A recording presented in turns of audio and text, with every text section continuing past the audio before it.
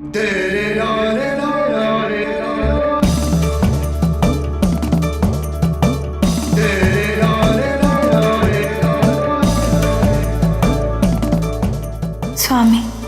हमें आपके साथ जब भी एकांत का सौभाग्य प्राप्त होता है,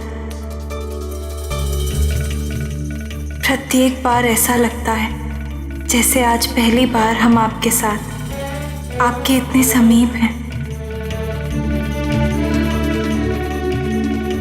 हमें अपनी इच्छाओं पे नियंत्रण नहीं रहता। एक विचित्र सी अनुभूति होती है, मानो ऐसा पहले कभी हुआ ही नहीं। इन क्षणों के अतिरिक्त कुछ भी सत्य प्रतीत नहीं होता, जैसे इनके पूर्व कुछ था ही नहीं और इन क्षणों के उपरांत भी कुछ नहीं होगा। इच्छा तो होती है जैसे आपसे अपनी हर इच्छा पूरी करने का निवेदन करें, किंतु भय है, यदि आपने निवेदन स्वीकार कर लिया तो हमसे उस परम आनंद की अनुभूति सहन नहीं होगी।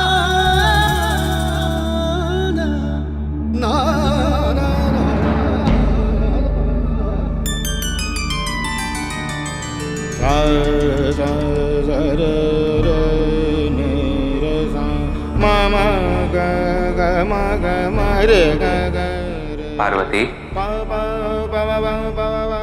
आज हमारा पुनर्विवाह हुआ है और अब भी तुम अपनी मन की बात को अपने मन में ही रख रही। ये संकोच क्यों? आप हमसे प्रेम करते हैं? ये प्रश्न है या उत्तर? स्वामी, प्रश्न तो ये है कि आप हमसे इतना प्रेम करते हैं, उसका कारण क्या है?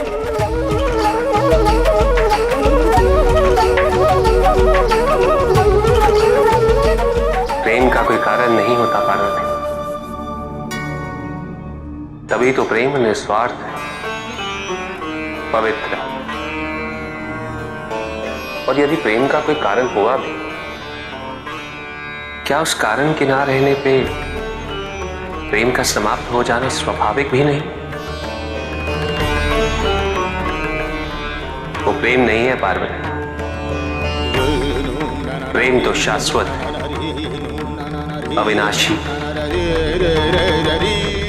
जो सदा ही रहता है।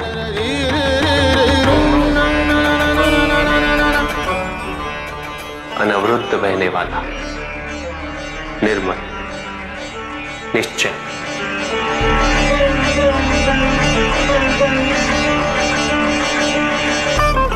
कहो पार्वती।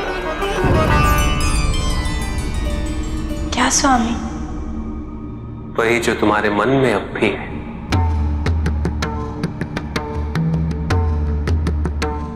स्वामी, जब आप नारायण को लाने पाताल गए थे वृषभ रूप धारण कर, हमने इतने वर्षों आपकी प्रतीक्षा की। एक समय ऐसा आया जब हमें आभास हुआ कि हमने आपको खो दिया है।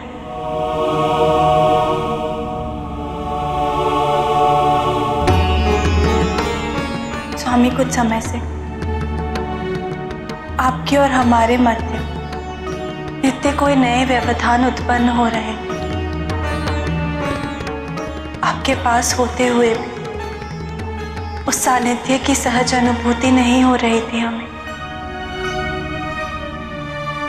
आज आपके साथ मिले इस एकांत की अवधि बढ़ाने का निवेदन करते हैं।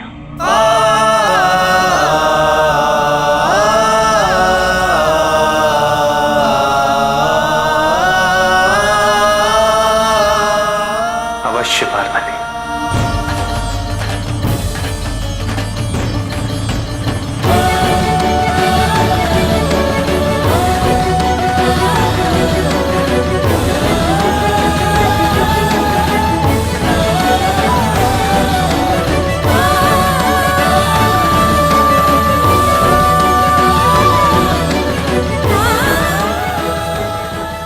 तुम्हारी इच्छा मैं अवश्य पूरी करूंगा पार्वती। जब तक तुम्हारी इच्छा होगी मैं तुम्हें एक ऐसे अद्भुत स्थान पे ले जाऊंगा जहां हम इस संसार में होते हुए भी इस संसार में नहीं होंगे।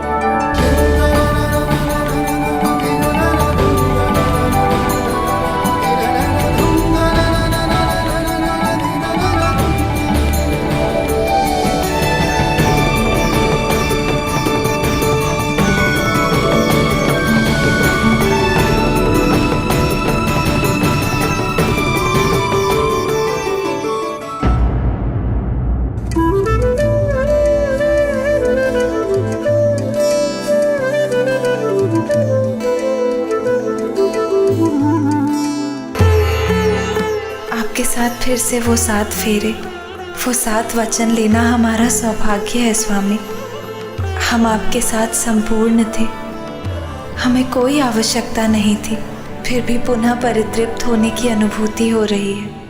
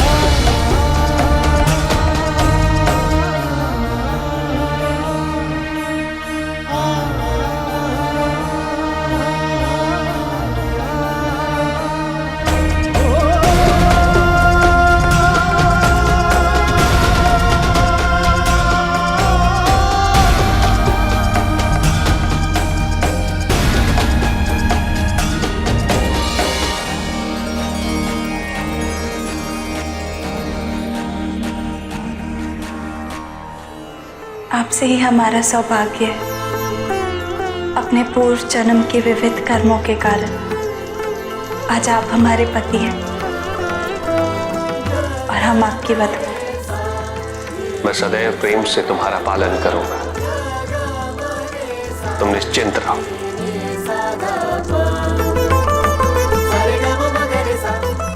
मैं सुख में और दुख में सदैव तुम्हारे साथ रहूंगा।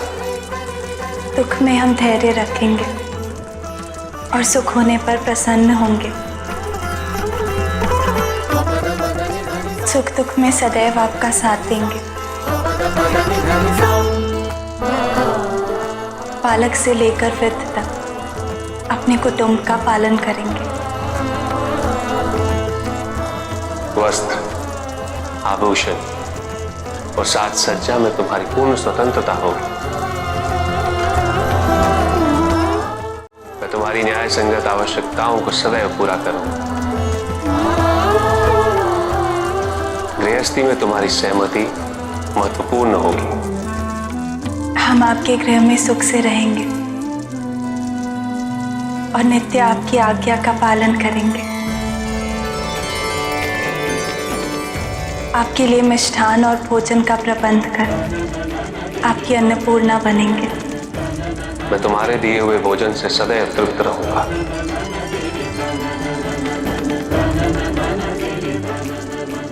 किसी और स्त्री के हाथों से कभी अपनी तृप्ति की कामना नहीं करूंगा। कोई और स्त्री मेरी अन्नपूर्णा कभी नहीं बनेगी। पवित्र श्रृंगार कर हम आपके साथ वाणी, मन और शरीर से कार्य करेंगे। तुम्हारी अनुपस्थिति में मैं धर्म, यज्ञ और अर्थ के काम कभी नहीं करूंगा। होम, यज्ञ आदि के कार्यों में हम आपकी सहायता करेंगे। धर्म, अर्थ और काम के कार्यों में हम आपकी मत अनुसार व्यवहार करेंगे।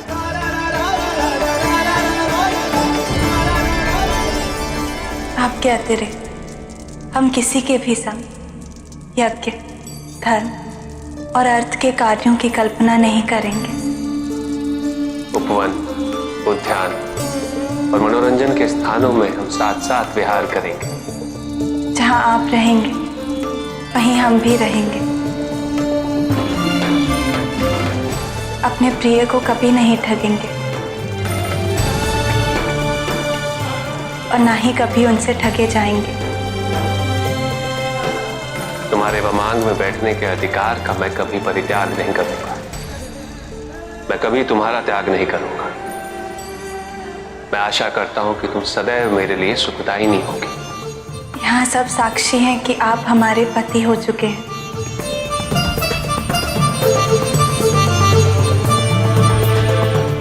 और हमने आपके लिए स्वयं को अर्पित कर दिया। मैं सदैव तुम्हारा सम्मान करूंगा। तुम्हारी इच्छाओं का मेरे जीवन में वही महत्व होगा जो कि मेरी अपनी इच्छाओं का। मैं कभी तुम्हें अपने अधीन नहीं समझूंगा। तुम सदैव मेरे साथ रहो और मैं तुम्हारे।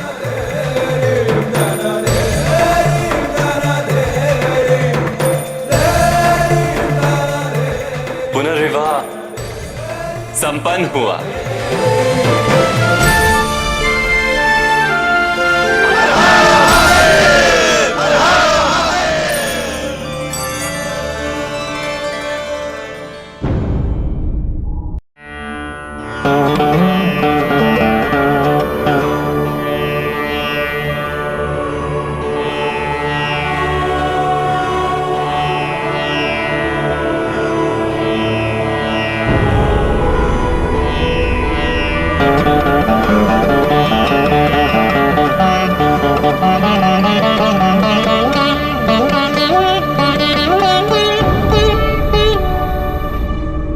किंतु ये तो बंजर भूमि है स्वामी।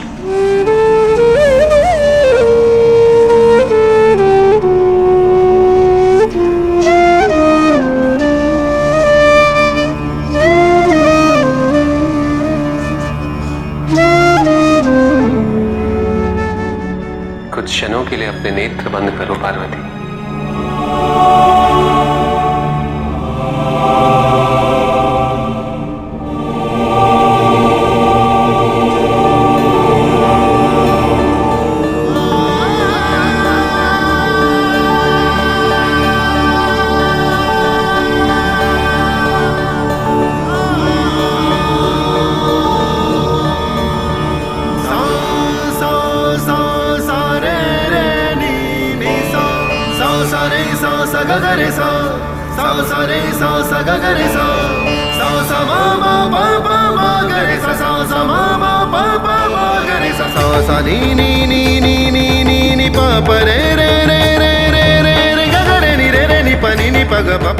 क्या आप हम अपने नेत्र खोलें स्वामी?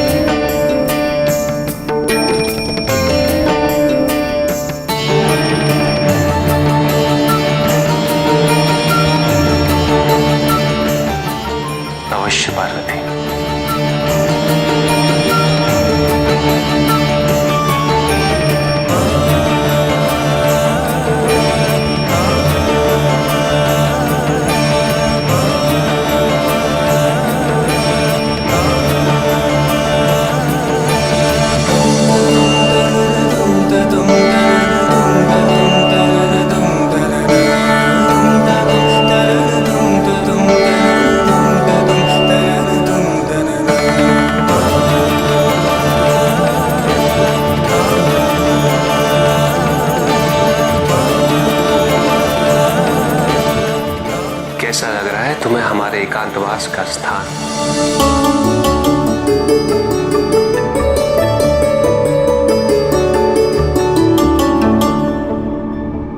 इस ब्रह्मांड में महादेव की कल्पना से अधिक सुंदर और अद्भुत भी कुछ हो सकता है।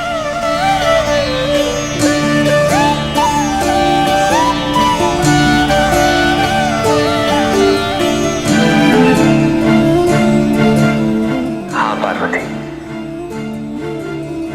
महादेव की कल्पना से भी अधिक सुंदर और अद्भुत कुछ है। वो है इस कल्पना का प्रेरणा स्रोत, तुम्हारा ये सुंदर रूप, तुम्हारे मन की सुंदरता।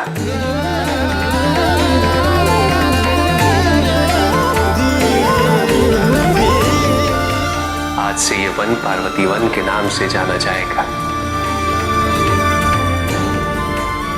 ये हमारी प्रेम लीला का साक्षी होगा।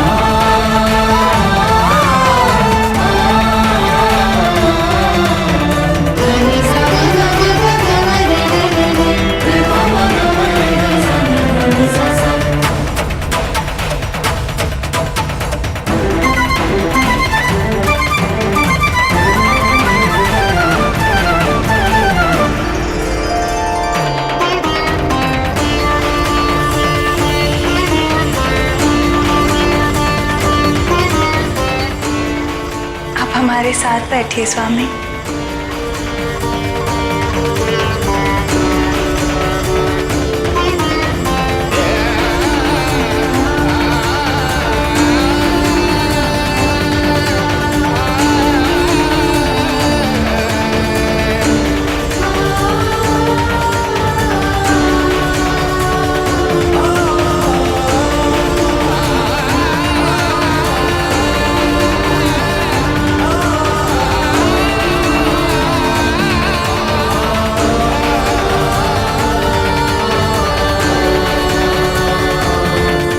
कैसी अनुभूति है जिसे व्यक्त करने हेतु शब्द पर्याप्त नहीं।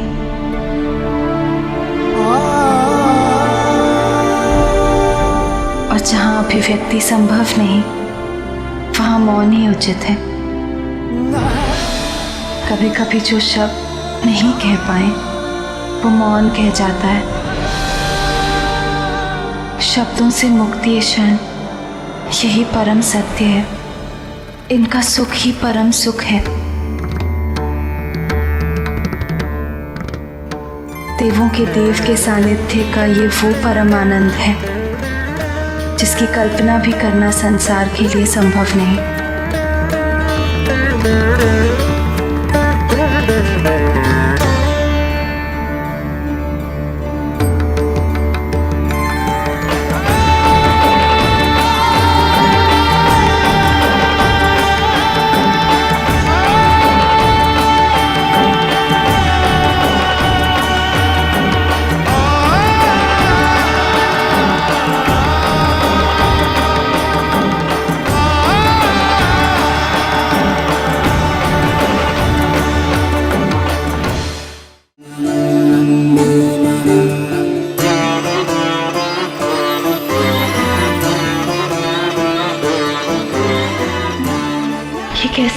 होती है जिसे व्यक्त करने हेतु शब्द पर्याप्त नहीं।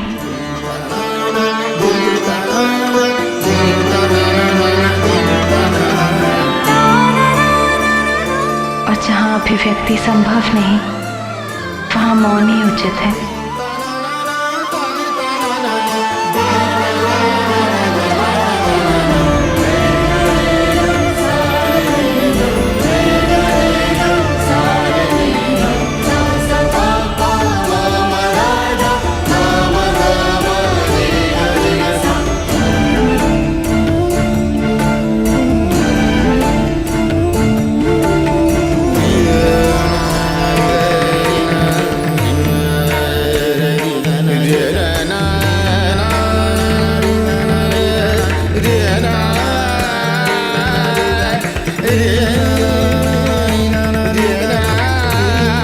स्वामी, स्वप्न और यथार्थ हम अंतर ही नहीं कर पा रहे हैं।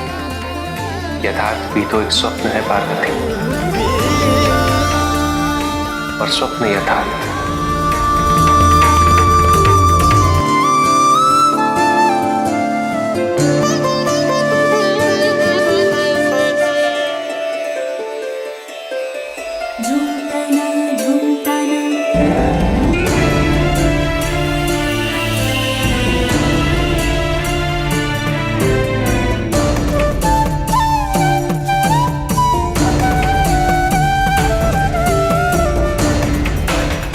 स्वामी, हम उसके समीप जाना चाहते हैं।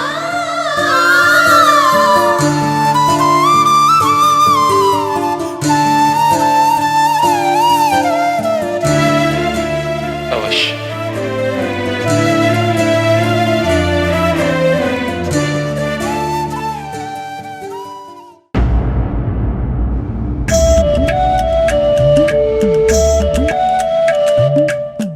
मित्र,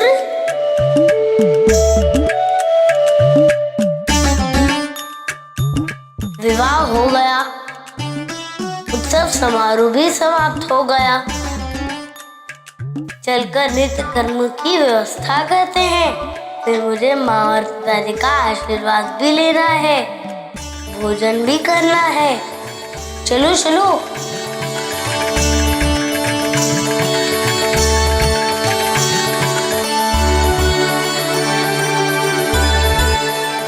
माँ और पिताजी कहाँ हैं?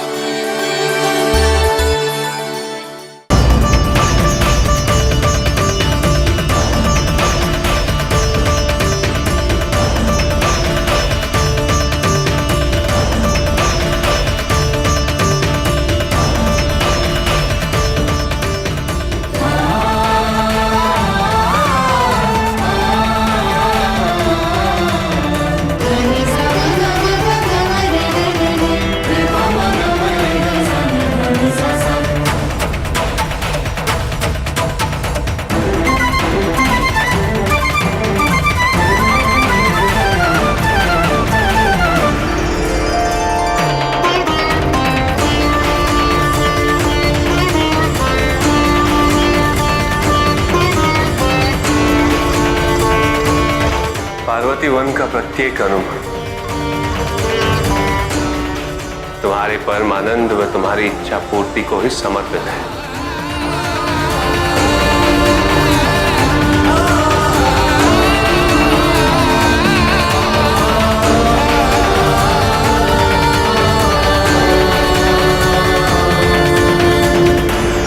पार्वती, क्या सोच रही है?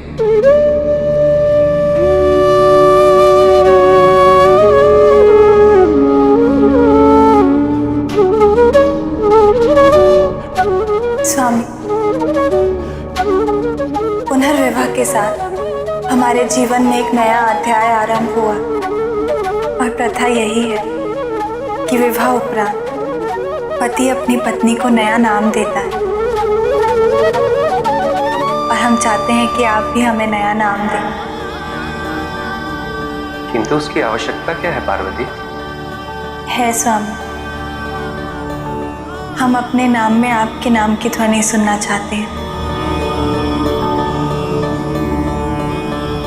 यदि लोग आपको शिव कहते हैं तो हम शिवा के नाम से जाने जाएं। यदि आपको महादेव के नाम से पुकारे तो हमें महादेवी कहा जाए।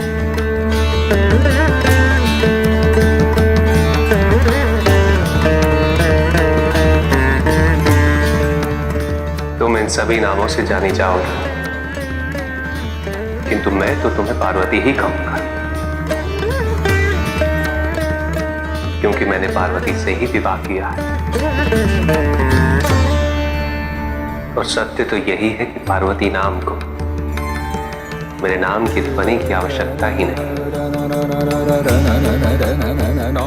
अब तो शिव और पार्वती दोनों शब्दों से एक ही ध्वनि निकलती है।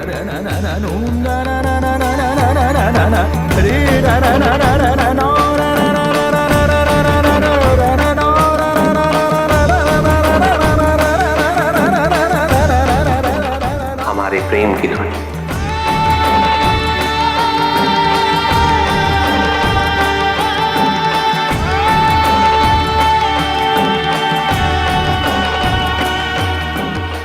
हमें अचरज है कि ज्ञान मूर्ति महादेव आज प्रेम की बात कैसे कर रहे हैं। प्रेम से बड़ा कोई ज्ञान है ही कहां पार्वती। जो ज्ञान प्रेम की महत्ता को न समझे, जो ज्ञान प्रेम से विमुख हो, वो ज्ञान नहीं अज्ञानता है। इस संसार के प्रत्येक संबंध को सुदृढ़, वो मधुर बनाने का आधार प्रेम ही तो है।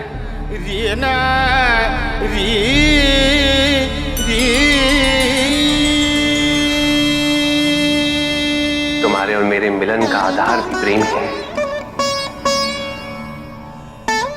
प्रेम जो कारण है, हमारे सुखी दाम्पत्य का कारण भी वही है।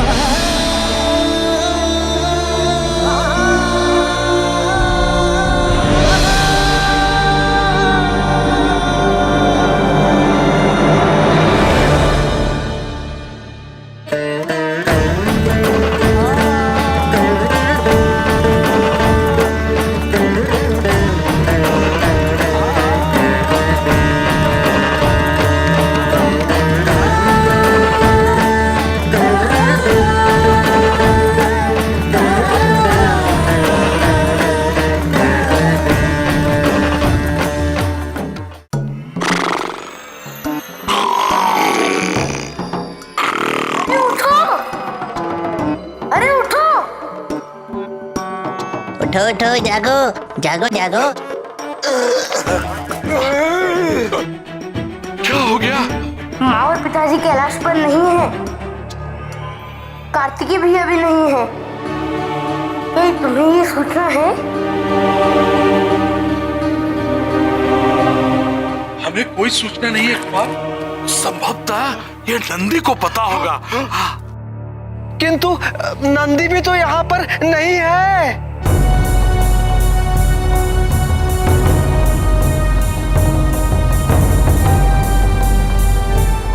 ऐसा कैसे संभव है? कहाँ चले गए सब? मैं माँ और पिताजी को ढूंढ के लाता हूँ। नहीं नहीं गणेश, आप कहाँ जा रहे हैं? क्यों? मैं क्यों नहीं जा सकता? गणेश, आप ही ने तो प्रभु और माता का पुनर्विवाह करवाया है। तो विवाह के पश्चात प्रभु और माता कैलाश से दूर गए होंगे कुछ समय के लिए।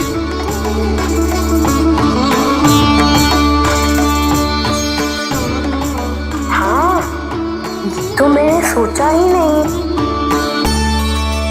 इतने लंबे वियोग के पश्चात उन्हें हम सबसे दूर व्यतीत करना अनिवार्य था। लेकिन मित्र, एक समस्या है। आपके माता पिता की अनुपस्थिति में कैलाश को कौन संभालेगा?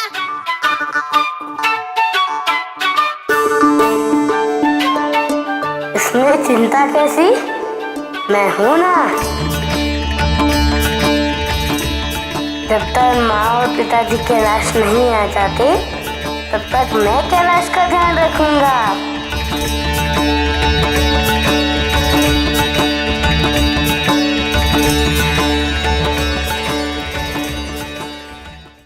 ओम ब्रह्मदेवाय नमः।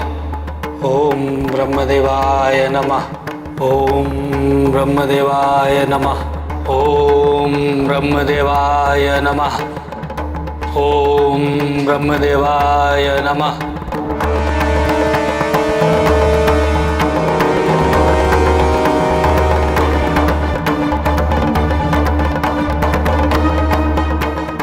आचार्य, ब्रह्मदेव की तपस्या करने वाले अब ये महाशय कौन है?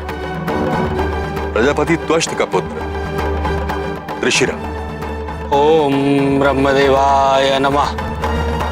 अत्यंत तेजस्वी।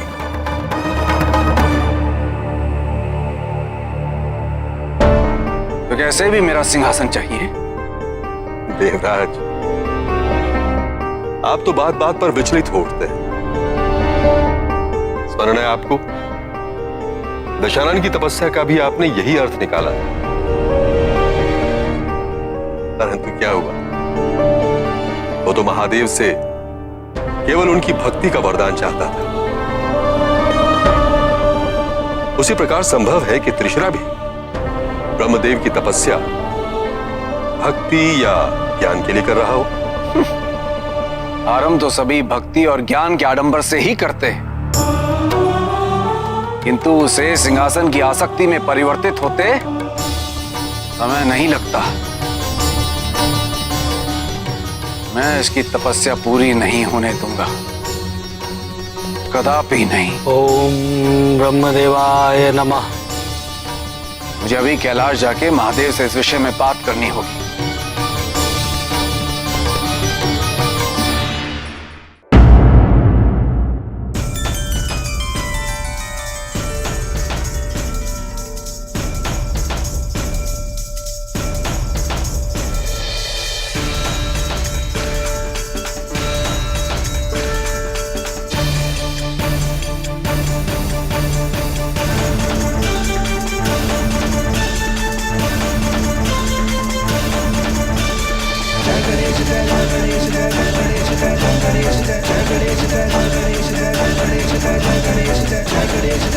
महादेव अंश गणेशा को हम सबका प्रणाम।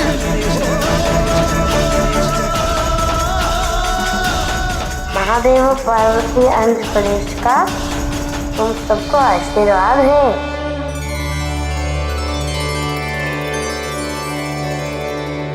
आज ज्ञान चर्चा मैं करूंगा। अवश्य अवश्य।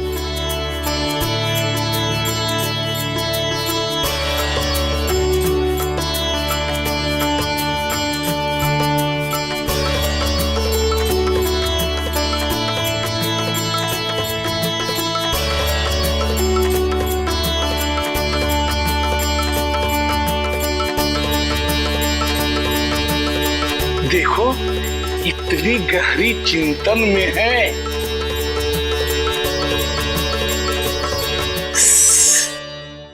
मन को एकाग्र कर रहे हैं ज्ञान चर्चा के लिए। महादेव की अनुपस्थिति में कैलाश को कुमार अच्छे से संभालेंगे।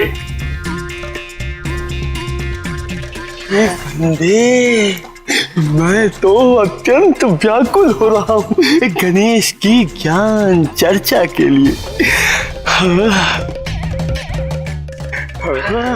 अवश्य कोई गहरी बात बताने वाले हैं। सत्य कह रहे हो तुम।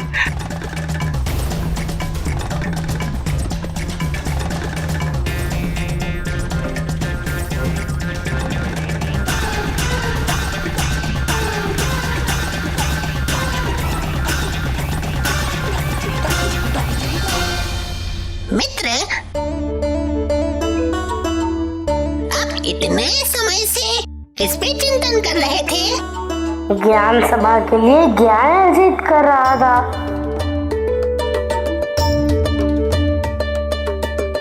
तो क्या तुम सभी ज्ञान सभा के लिए तैयार हो? अवश्य अवश्य। आज की चर्चा का विषय है भोजन। भोजन भोजन।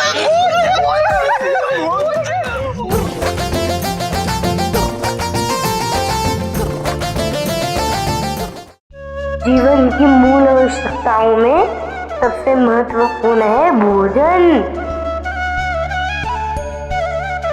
और भोजन के लिए प्रत्येक व्यक्ति को परिश्रम करना पड़ता है। किंतु भोजन के लिए या तो मनुष्य अच्छे कर्म करते हैं या बुरे। यदि अच्छे कर्म करता है तो उसके कर्म उसे ईश्वर के समीप ले जाते हैं, और यदि बुरे करता है जैसे कि चोरी, ठगी इत्यादि, तो मनुष्य ईश्वर से दूर चला जाता है। और जिनके पास पर्याप्त मात्रा में भोजन हो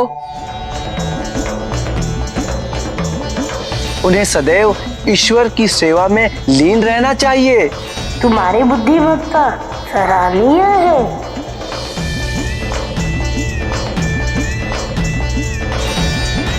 कुछ व्यक्ति ऐसे भी हैं जिनके पास न केवल भोजन अपितु सभी कुछ पर्याप्त है, फिर भी वो ईश्वर की ओर नहीं, ईर्ष्या और अहंकार की ओर बढ़ते चले जाते हैं।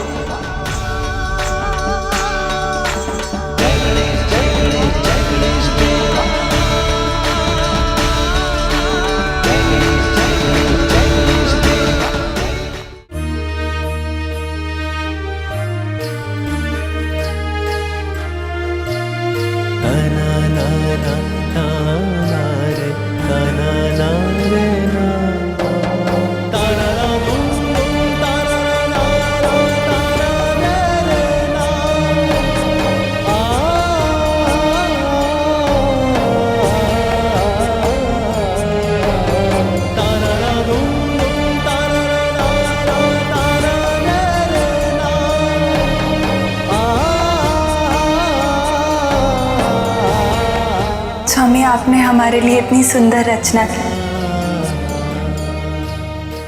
हमें विश्वास ही नहीं होता कि हमारे वैरागी स्वामी ऐसा भी कर सकते हैं। स्वामी, हमें समझ नहीं आ रहा कि कौन सी इच्छा अधिक प्रबल है, आपको प्रेम करने की या आपसे प्रेम पाने की, स्वयं को आप में खो देने की,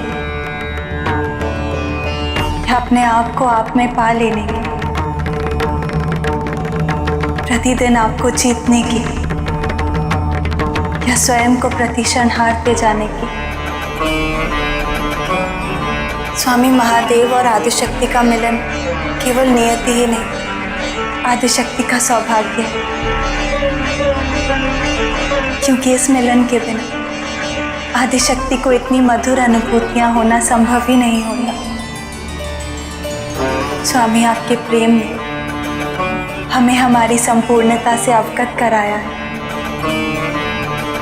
स्वामी, आपने विवाह की परिभाषा को केवल 7 वचनों में ही सीमित नहीं रखा, तो हमें एक पत्नी के रूप में उभरने का अवसर भी दिया है।